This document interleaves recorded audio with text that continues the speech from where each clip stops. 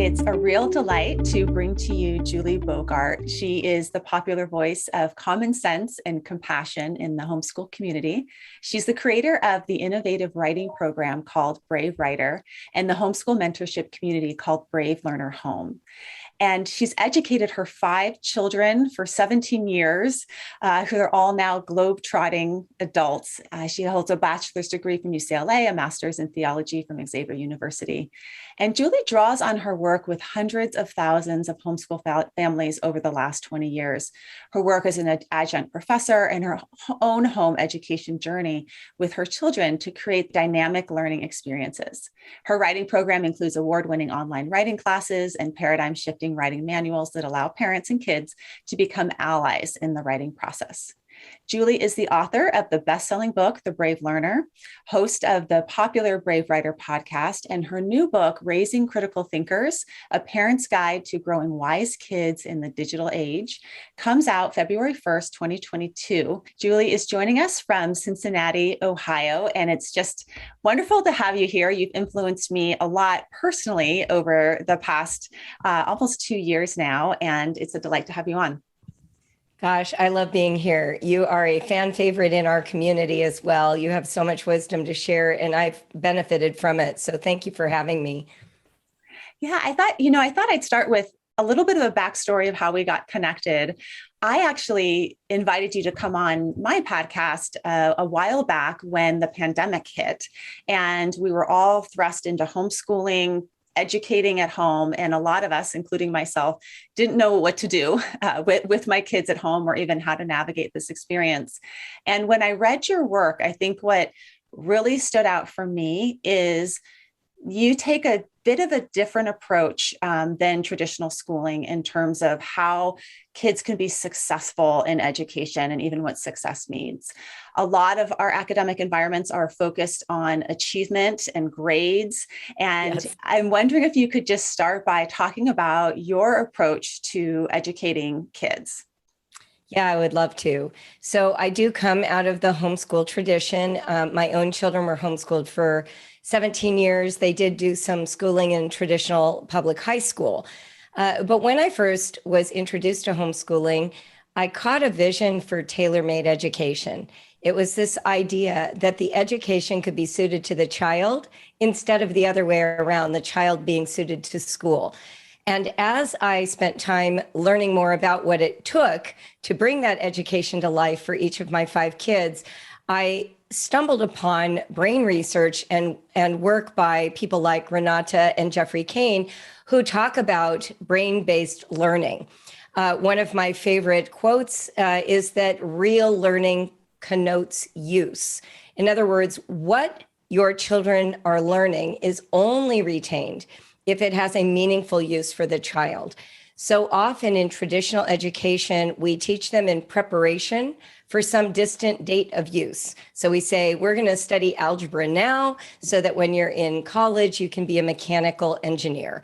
Or we might say, I'm going to teach you how to do the alphabet now so you can read. We're going to read this so that eventually you can read harder books. But without a connection that is personally valued by the child, a lot of learning ends up becoming a performance for evaluation and the criteria set by a teacher. What I have discovered through my personal experience, through research, and then working with all the families we've worked with over the last 20 years, kids grow best when what they learn has personal meaning. It's valued by the child. It has an application that they can use now, not for some distant date in the future. You know, it makes me really think about one of the very first projects that we did amidst like kids home. This is one of the worst moments of our life in terms of what's going to happen with our world in the pandemic, was my child to create a museum of special things. And so he went around the house finding all of these specific objects that he related to personally, like pressed flowers from a trip and little rocks and pictures, and then created a whole brochure, and then took his grandparents on virtual tours. And he was so engaged in that project for a week that I basically didn't have to do much to even like generate, him learning. But I think that what parents find themselves in is this battle with their kids around motivation. And Yes. either their kids are saying their kids aren't motivated, so they're battling with their kids, or their kids are so stressed out and anxious that they're having to deal with that, these two extremes. So what you're talking about there with child-led learning or having sort of the interest come from the child really seems like it's the foundation of a lot of your work. Absolutely. Although I would also say that curiosity drives learning. In fact, in my new book, we talk about a paradigm called the itch to fit principle. And what that means is when you have that itch to learn something, your goal is to take what you're learning and fit it into the architecture of what you already know. Most of learning is not organized that way. We start with what the container is and tell them exactly what to put into that container, and then we measure them accordingly. So our kids are actually being trained to get inside the mind of the educator and imagine what they hope will fit in the container. So they're disconnected from their own experience. They are not fitting it into their own schemas. They're actually thinking about how to fit it into the schema of school. Part of anxiety and stress is this performance anxiety. If we think about learning the other way around, where the job of the adult is to create a very itchy context where you are provoked to want to understand, your children will do all the hard work of fitting it into their schemas. They may not even fit it quote unquote correctly, but that's all part of the experimental and experiential learning path. So our goal in this sort of I don't even want to say child-led or child-centered, I want to say child-invested learning, because a parent can certainly lead. I took my son to an observatory. He doesn't have a car. He didn't know to go there. I can lead, but what leads to his investment? What makes him curious? Is it telling him about a telescope and then testing him on all the parts in a diagram? Or is it being at an observatory, looking through the lens, spotting Saturn for the first time? These are the issues that we want to consider with education. We want to get away from assuming that the adult knows and they've determined the criteria and the container, and the child's job is to guess what's in the adult's imagination. That does not lead to a very satisfying experience of learning. So it's less about getting your child to be motivated and more about getting curious about what motivates your child. Truly. And honestly, it's that itchiness, right? And sometimes that itchiness comes spontaneously. Your child sees a bowl of dominoes and wants to set them up and see if they can create snaking patterns and knock them over. Other times, you might sit at the table and pull out the dominoes and start playing with them, and your kids look like they're not even interested. But they start to observe, and it starts to create this interest, this itchiness, because an adult's doing it. And when an adult does something, it's automatically cool. It's automatically a thing that isn't for kids.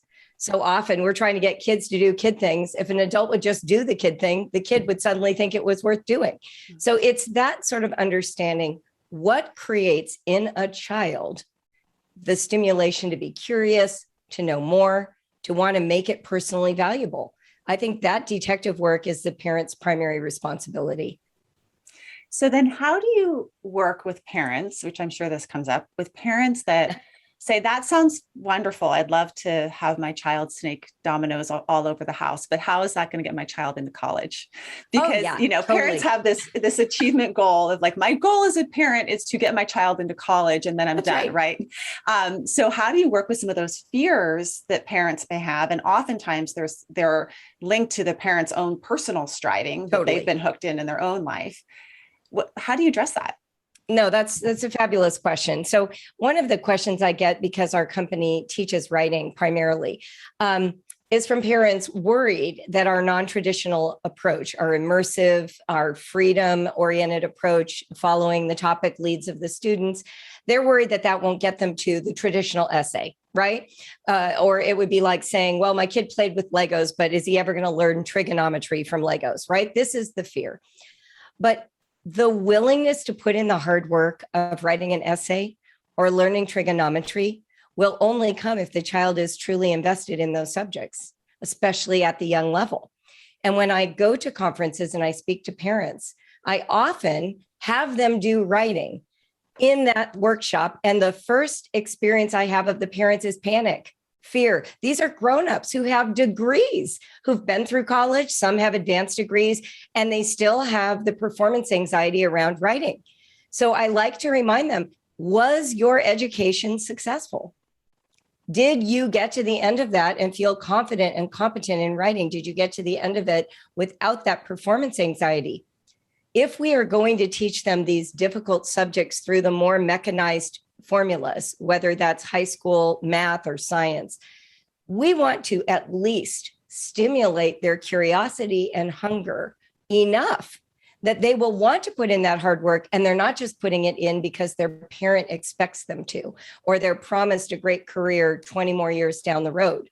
There has to be a kind of connection to the core of the subject that enables a child to care. I'm going to give you an example because I was not a great math educator with my kids. Math was poorly taught to me. I never mastered it. I had a teacher who literally gave me a B if I would just quit Algebra 2 so that I wouldn't ruin my own GPA. So by the time I had kids, I had a lot of anxiety around teaching them math. And my youngest child decided to go to full-time high school.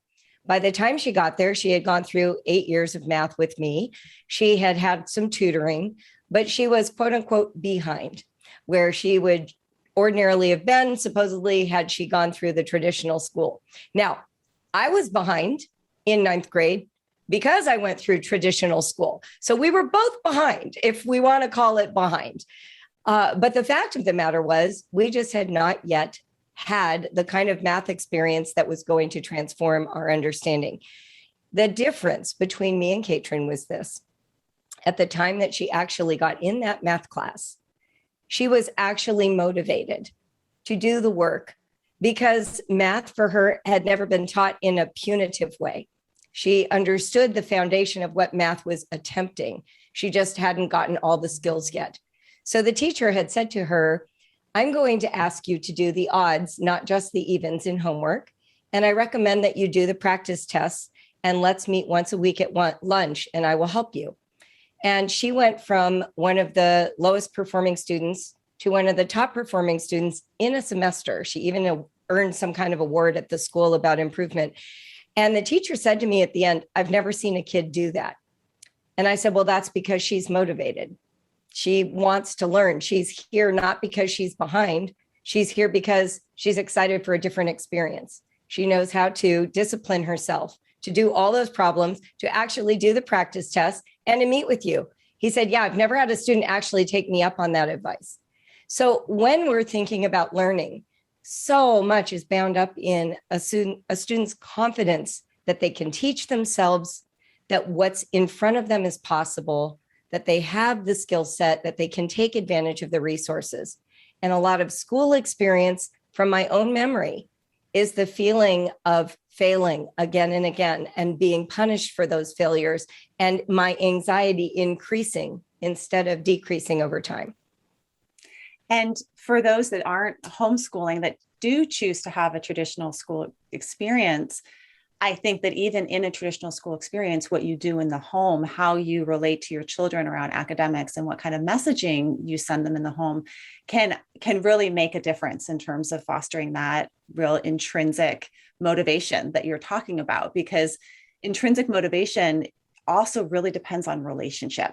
And I love the self-determination theory, where it's about not only competence, like being able to feel like you're building skills, also autonomy, to feel like you have a choice in what you're doing, but that relationship component, the relationship between the parents and their kids is really foundational to all of this. And I know that you talk a lot about that in terms of your approach. Yes, the Canes even say that. They say that the key to learning is relationship, relationship, relationship. That's what creates real learning. And honestly, I like that they repeated the word 3 times because I see it in 3 ways. Relationship to self, the confidence to ask for help, to admit when you don't know, to show frustration when you're frustrated, to say this is too hard. You have to have a good relationship with yourself, to not pretend around the people who can be of support to you. The second is a relationship to the subject. If you have a difference of opinion with the subject, I don't get how this relates to my life, I don't see why I need it. You know, when a student says to me, I don't need writing, I never use writing, why should I learn it? Coming back and saying, well, you have to because you're in school, or you'll need it in college, or someday you'll write an email in your company, is not the answer. The answer has to be, what is the relationship of preserving that original thought life in writing for this child? How do they discover that their thoughts are so valuable, they deserve to be preserved in written expression? That's the relationship to writing, not some future goal that they don't value yet. And then, of course, the third relationship is to the person who's doing the instruction. And of course, teachers, all the teachers I've met, have a huge investment in being valuable to their students. They're not there to be dictators or to make life hell. They're there actually to see the light bulb go on. So if we can recognize those three relationships and work on those at home and in coordination with the teacher, we get a lot further. Now, the rote learning model, Paulo Freire, he's an educator who is involved in education reform. He says that the banking concept of learning, this idea that learning is deposits made into empty minds by the authorities in the classroom, that is over. That way of teaching needs to be finished. It was designed to supply workers to the industrial complex, the industrial military complex after the Industrial Revolution. What we're looking for today is what he calls the problem posing education. And the problem posing education is that itch to fit practice that I was talking about. So I want to give you an example of what that looks like, just the contrast. So let's take grammar, everybody's least favorite subject, unless you're a word nerd like me. But most people, grammar is just a group of opaque terms assigned to other words, right? And you have to memorize the criteria, but you never use it. Like, when in your adult life are you called on to really talk about adjectives in a business context? You know, unless you're in marketing, probably pretty rarely. So we're being pushed through this rote learning model where we learn the definition of the term, we assign it to other terms, we diagram a few sentences and hate it, and then we ignore it for the rest of our lives. But grammar actually has power. It actually is the underlying power structure of humankind in language. The entire postmodernist project is built on an analysis of grammar. So I want to do a little experiment with you, Diana. If Not my favorite subject. Yes. Oh, well, good. This is going to be perfect then. So if I ask you, what part of speech would you assign to the word garbage? Which one would you give me? A noun. A noun. We all would, because we've been trained to think that words have parts of speech. But what if I were to tell you that part of speech is always context dependent? If I said he was driving in a garbage truck, garbage is no longer a noun. What is it? Do you know? An adjective. Yes. An adjective. But critical thinking and actual learning and education, the non-banking concept of learning, if I were to ask that child what part of speech is garbage, the response ought to be, I can't know until you give me the context. What's the context of this language? So now let's just take it a step further. If I say this person is coming in a garbage truck, what do you associate with the word garbage? What kinds of word associations do you make with that word? Stinky, trash, landfill.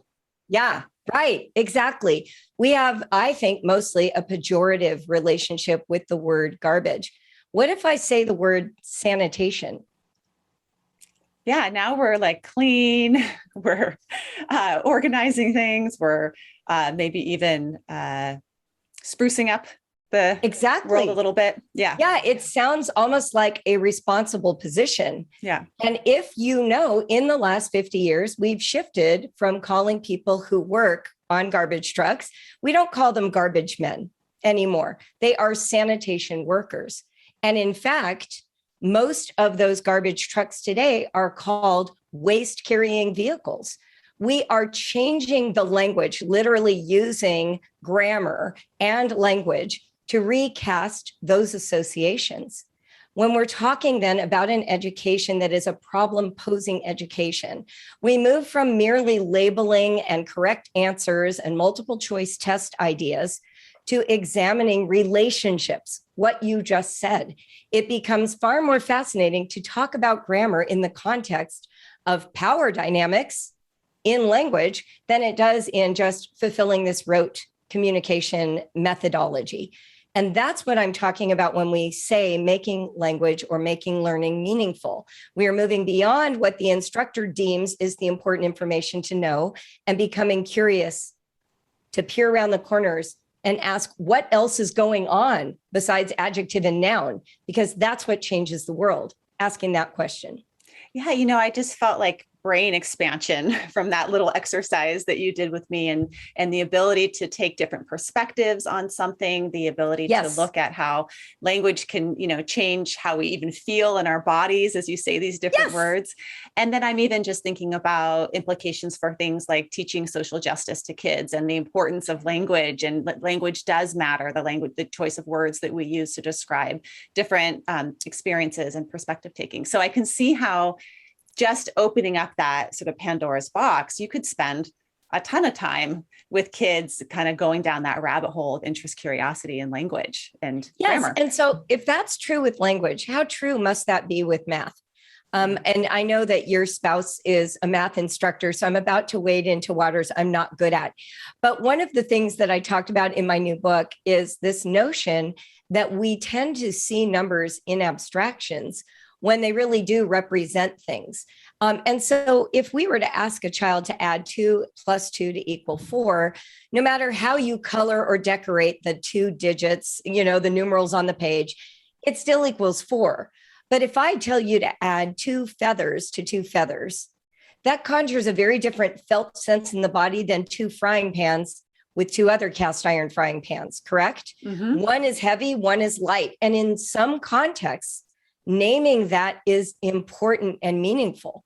So as often as we can, we want to enrich learning with things that actually awaken our bodies and our emotions, because that's what helps the learning become personal and valued. And we tend to like abstraction. We're going to do workbooks, worksheets, things that are correct, things that are right, instead of inviting the murkiness of my feelings, of my thoughts, of my opinions, of how my body's reacting, of memories and histories and stories. And yet it's that intuitive layer, that personal side that is the stuff of critical thinking. It's actually what makes us blind to our biases. It's what makes us have knee-jerk reactions. It's why we argue on Facebook. We actually are so habituated to write answers in a timed format. We don't allow for a multiplicity of points of view to exist in any one space. We're all driving for the one answer that the authority outside of us has. It's really problematic. It's really problematic. And I think where some of the problems also come in is the self-stories that parents have about themselves and their own learning and their own experience of expectation. So even in that exercise, in the self-story realm, I would say I'm more of a math and science person than I'm an English person, right? I have that self-story, and you're kind of more of an English person than you are a math. And so we attach to that. And then all of a sudden, Julie Bogart says, we're going to do something with grammar. And I'm like, oh no, I'm going to get it wrong. And it really limits at least, to not enter into that wilderness, that experience of curiosity, I think for parents as well. So it's safer. And we avoid, just the nature of our brains is we avoid the unknown and what's uncomfortable. And then we do that with our kids. And sometimes it's safer to just get our kids to strive to get the right answer as opposed to go into that exploratory mode. Completely. And honestly, I love that word wilderness. That is a good term for this experience. We don't want to go into a wilderness alone. We want skilled companions, or at least good moral support and some kind of a canteen of water, right? Like we want to enter those experiences with companionship, with a map, with some sustenance, And unfortunately, too often we are so deluded by the American value of independence that we focus almost exclusively on sending them alone. I cannot help. I'm not allowed to give them my point of view. They just need to read and follow the directions. And if they don't, it must mean there's something wrong with them cognitively. And now I've got to pathologize that and fix it. My oldest son has ADHD, and I'm sure he had it his whole childhood.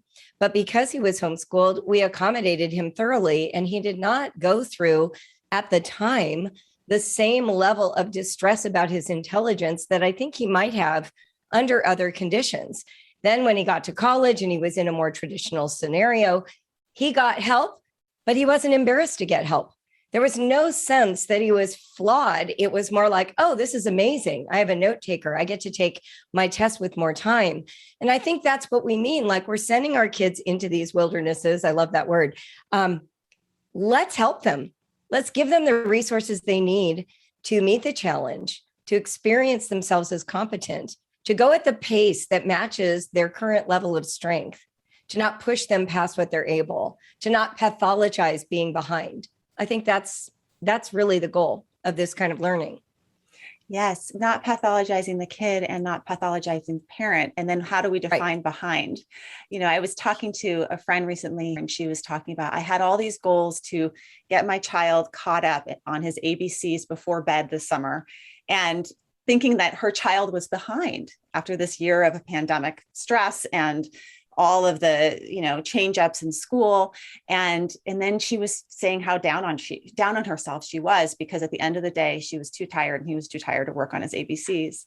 And instead they just would, spend time with each other. And I think a lot of times when we're stressed as parents, we look at the areas where we aren't measuring up, and then we also project that onto our kids and pathologize that.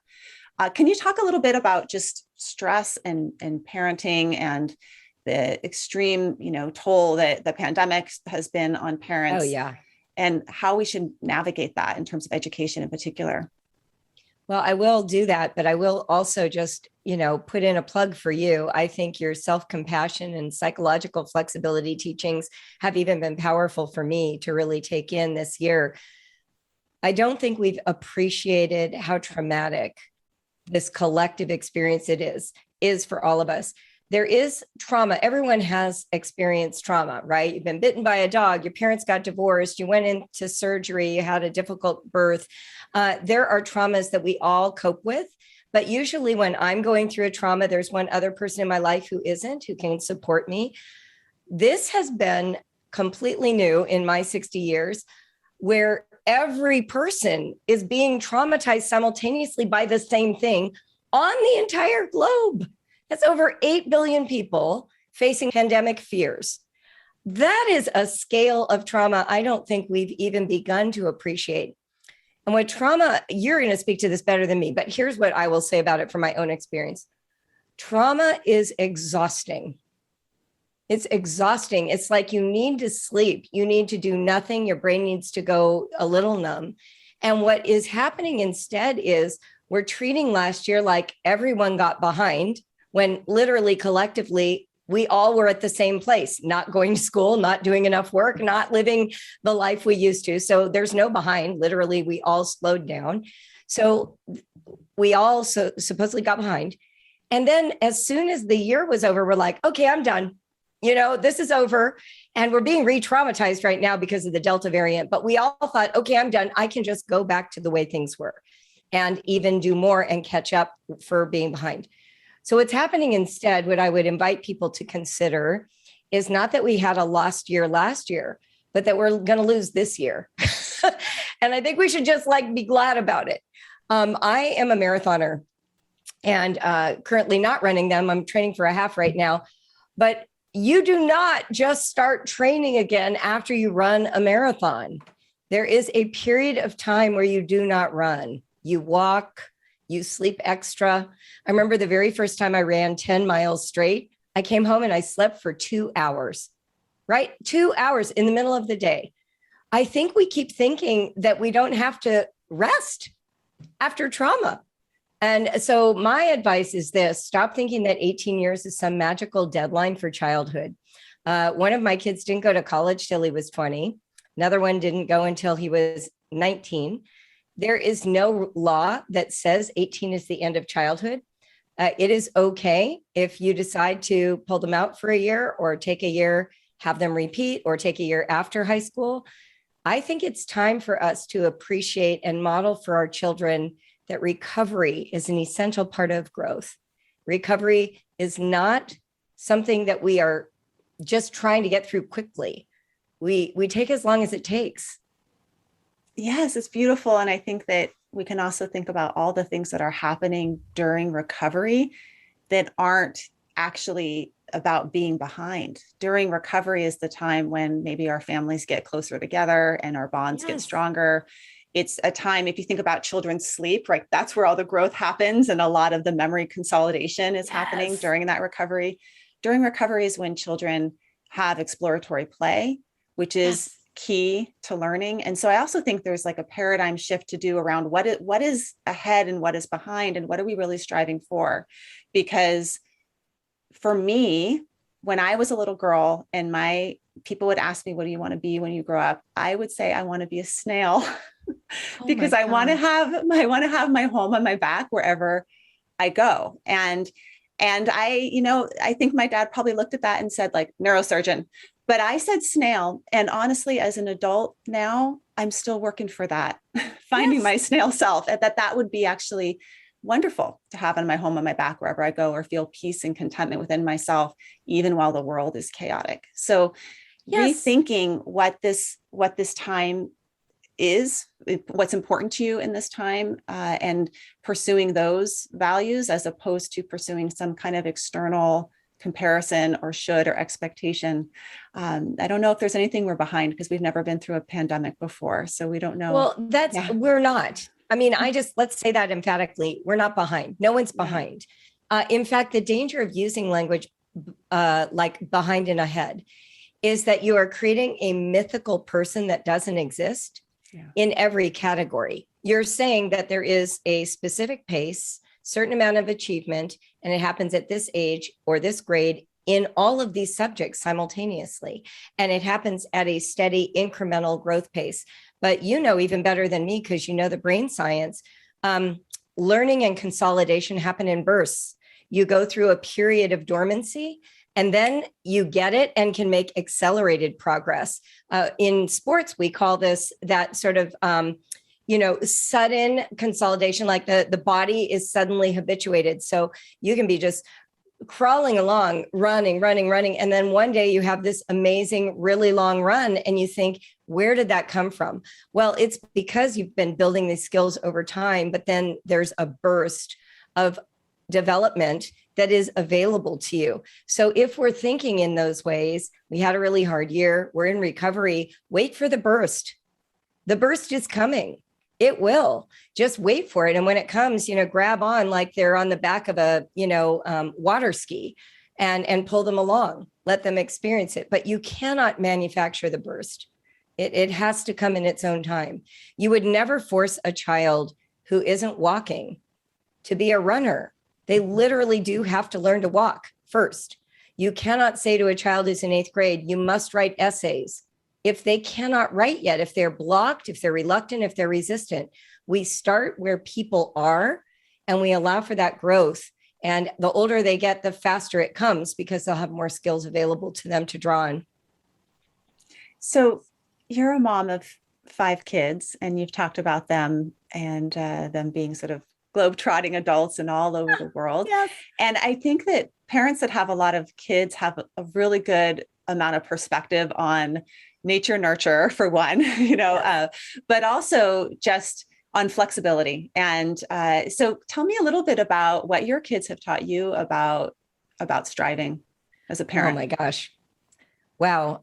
It's a very interesting conversation because as much as I wanted to be the mother who was really paying attention to tailoring education for my kids, of course, there were times when I doubted or fell into the habit of my old ways as just having been a public school student myself.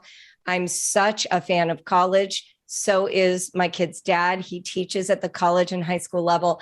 And so I kept thinking that I was grooming them for college. And my oldest son at one point made it very clear to me that that felt like unhelpful pressure.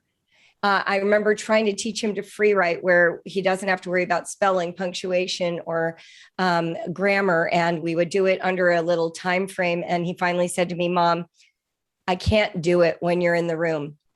And I said, but I really don't care about the spelling, the punctuation. He said, yeah, but you're a professional writer, so I know you secretly care. Mm-hmm. Like even the invisible pressure of your role modeling sometimes is hard for kids. And I had to learn that over and over again. The thing I credit myself for is there was room for them to tell me the truth when they felt like I was not giving enough support or too much. Contrasted with my oldest son, my daughter saw me constantly accommodating more and more room, more and more space for Noah. She wanted more and more guide rails. She liked a schedule. She wanted to know where she was, quote unquote, supposed to be. And I resisted doing that for her because it was so hard for my oldest. One day she sat me down and said, I feel too at sea. I need to know what's coming. I want to live up to an expectation. So then I had to remodify my own thinking on her behalf. We involved some tutors. We created a calendar. We got some co-op classes going so that she had a variety of accountability structures because that felt good to her. So I think the danger for parents is we are so ideologically driven. We think that our values, you help me see this, we confuse our values for a set of standards. Standards and values are not the same. Standards are usually externally imposed. Values come from within. And it's easy to say, well, I value college. No, that's a standard.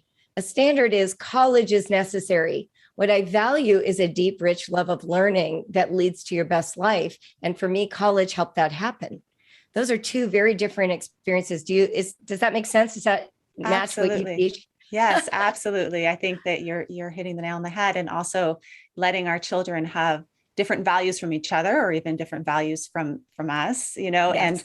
And, I was having a conversation with my 8-year-old the other day about what he wanted to be when he grew up. And the conversation just sort of started with, what are some skills that you have? What are the things that you like? Just for me, actually really curious about that. And he talked about helping his brother get his retainer at night, helping chopping vegetables for me. Adorable. And at the end of the conversation, he said, you know what, Mom? I think what I really want to be when I grow up is an assistant. That was like, adorable. So you want to be a personal assistant when you grow up? It's like, that's awesome. Adorable. Because you love helping people, and that's that you want to be of service. Right. And I think for a lot of us as parents, we go in with this tunnel vision of what are my values, even mistaking values for expectations. And it leads to either a motivation in kids or this sense of striving perfectionism of, I need to speed up to catch up. And neither of those are directions that we want our kids to be headed. No, and we have to remember too, that an 8-year-old, how he sees the world is limited by only 8 years on the planet, right? Like my son, my middle child, he wanted to be so many things. He wanted to be an astronaut. Then he went to space camp, changed his mind. Then he wanted to be a bartender, mostly because he just wanted to mix things in drinks, chemicals, see what happens. Then he wanted to be a chef. Then he decided to just be in business. He went off to college, and the next thing you know, he got interested in human rights. And today he's a human rights lawyer. He had no interest in being a lawyer. That happened after college when he was around all the people whose careers he admired. I think we set in our own minds that they're going to know. So, even when he wanted to be a chef, he was in high school. We actually went down to the Culinary Institute at Cincinnati State, and he took a tour to see if that's what he wanted to do. I think there is this notion that there is like the right careers or the right path. I love your son saying he wants to be an assistant. What he's also admitting is how teachable he is. He is like, I want to sidle up to people who know what they're doing so I can get in on that good action, right? That's amazing. I love that. And that we think that we're trying to get to some destination, that when our child has some career or goes to college, that's the goal. And I've worked a lot with I work a lot with college students, and oftentimes it's the college students that are coming back after their first year of college and it didn't go so well. And No.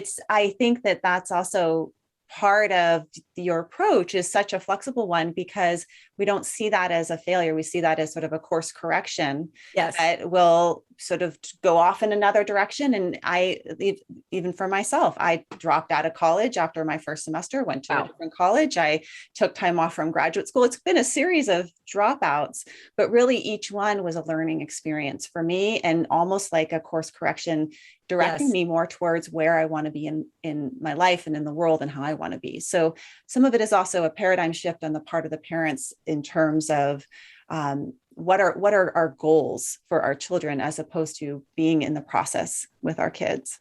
Yeah, I think when we have goals for other people, it's coercive instantly. It's coercive instantly. You can't have a goal for another person. You can have goals for yourself. You can't have one for another person.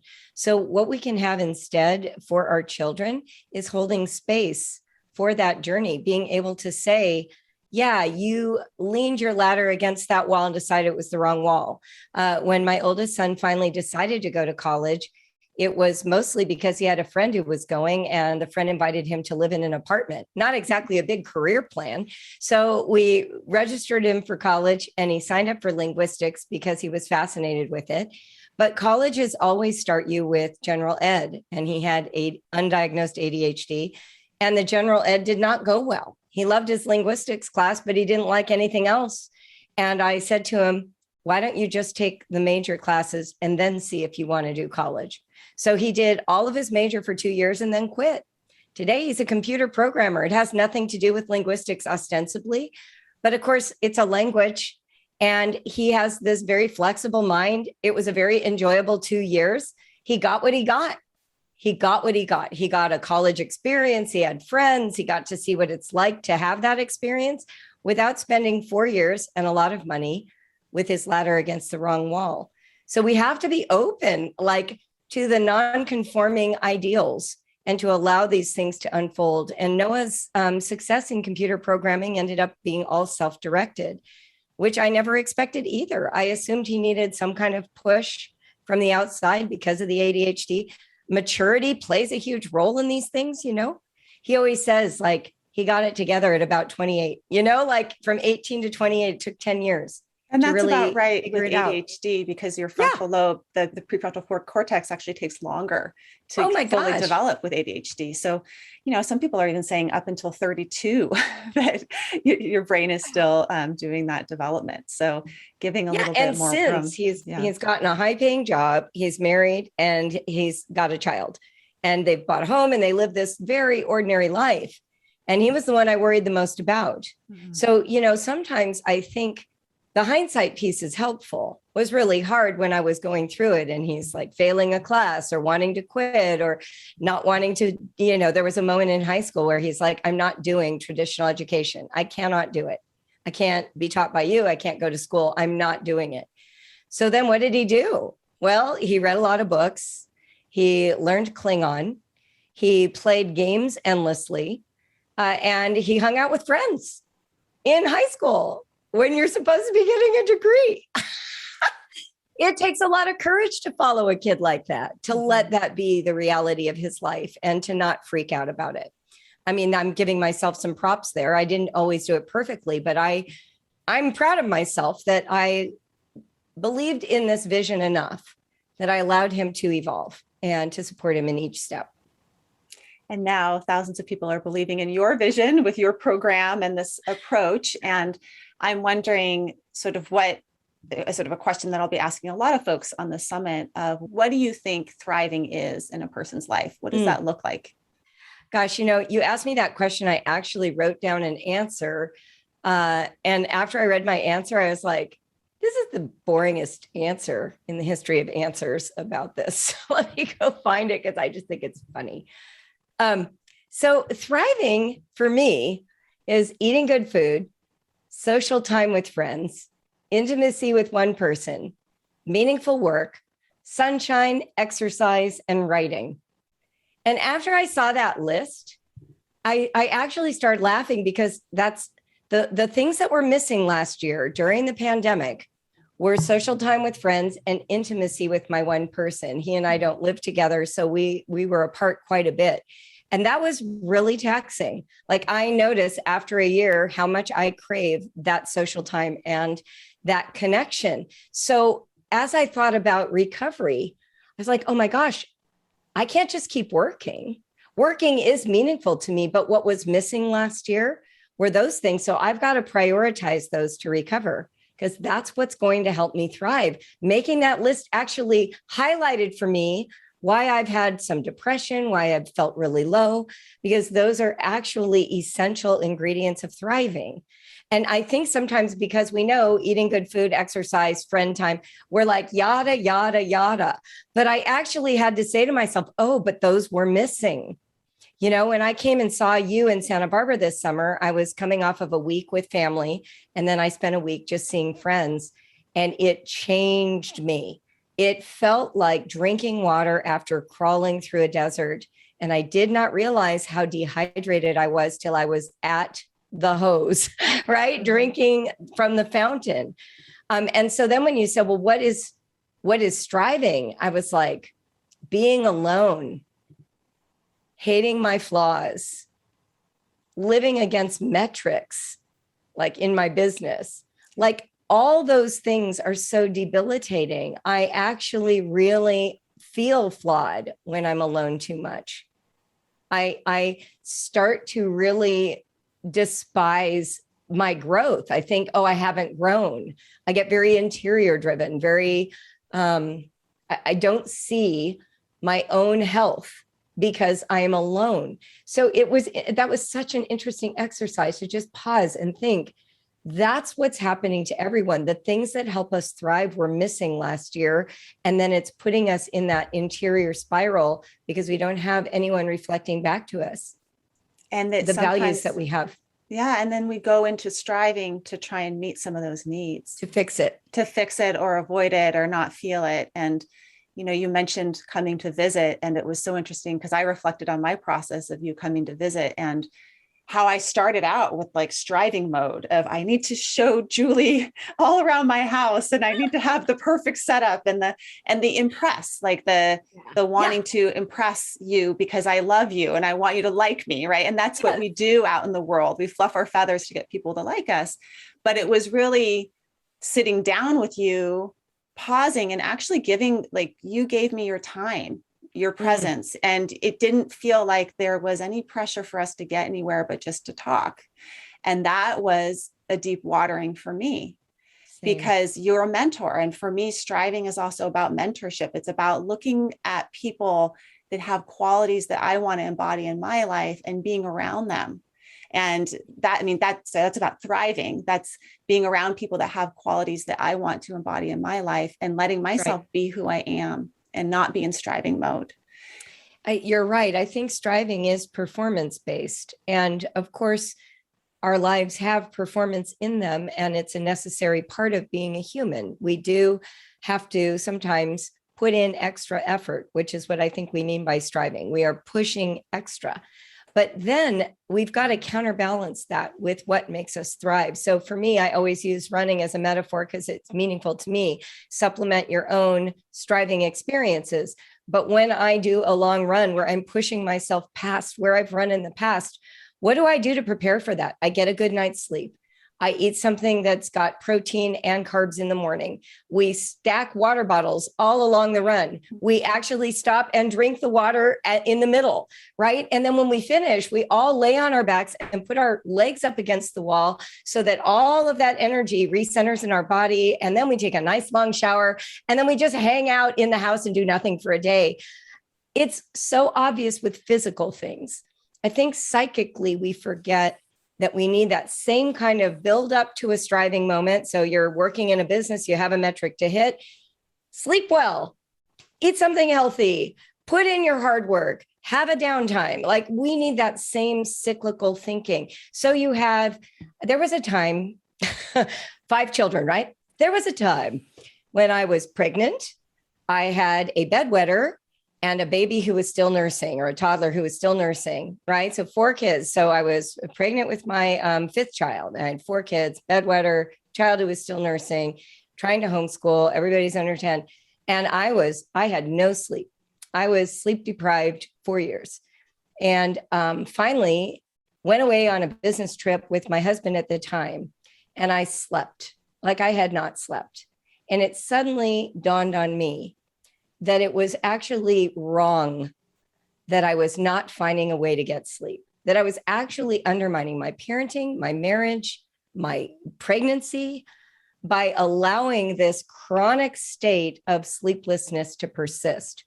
And so I started thinking through how I could nap, what I could let go to get sleep back. I was in martyr syndrome. And, you just cannot live that way forever. So anyway, that's just a parenting example, but it was really meaningful to me at the time to realize how desperately I needed to sleep. So what you've highlighted, I think, throughout this whole conversation is a few things. I mean, I think talking about that, putting in the effort, and then also having the rest, that we need a real balance of those two. And in yoga, that's sort of like effort and surrender, effort and rest, that it's more of the yin and the yang. And we have a lot of yang, we have a lot of energy and effort.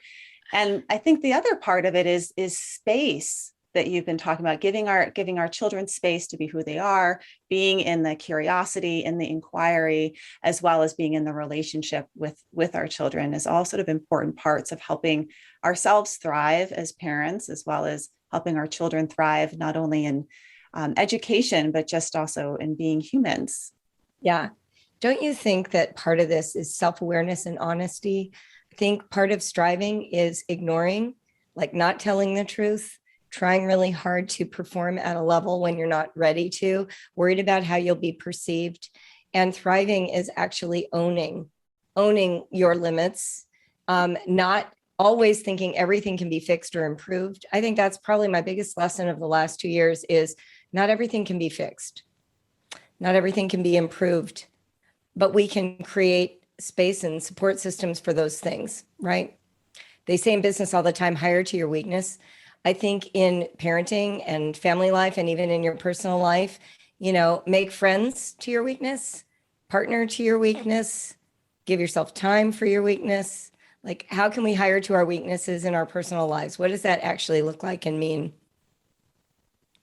Well, that's a beautiful way, I think, to end. And I really appreciate you, Julie, for how you've impacted me personally as a mom and as a home educator, and then also just what you're sending out in the world. And for folks that want to learn more about what you have to offer, about your next book, maybe you can talk a little bit about what you're up to these days. Oh, great.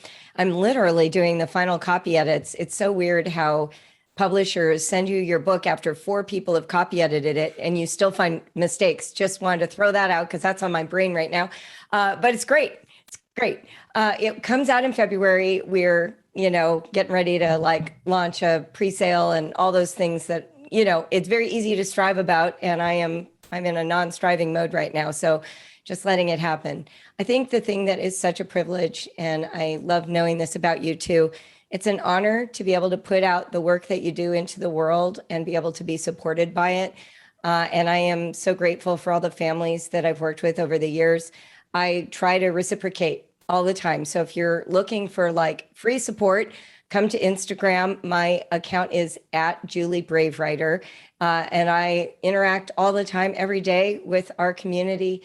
We have bravewriter.com that's got products and online classes for kids of all kinds. You don't have to be a homeschooler to benefit from our work. And then we have a thriving 10,000 membership community called Brave Learner Home. And it is professional development for people who want to be effective educators, compassionate parents, and awesome adults. And Diana has done 2 of our most popular webinars that are in there on being self-compassionate and psychologically flexible. These are all spaces that I designed because they were things I wish I had when I was raising kids. So I welcome you to come to any of them. Yes, so many resources there. And thank you for your time today. I hope people will learn more from you as we move forward. So thank you. Thanks, Diana.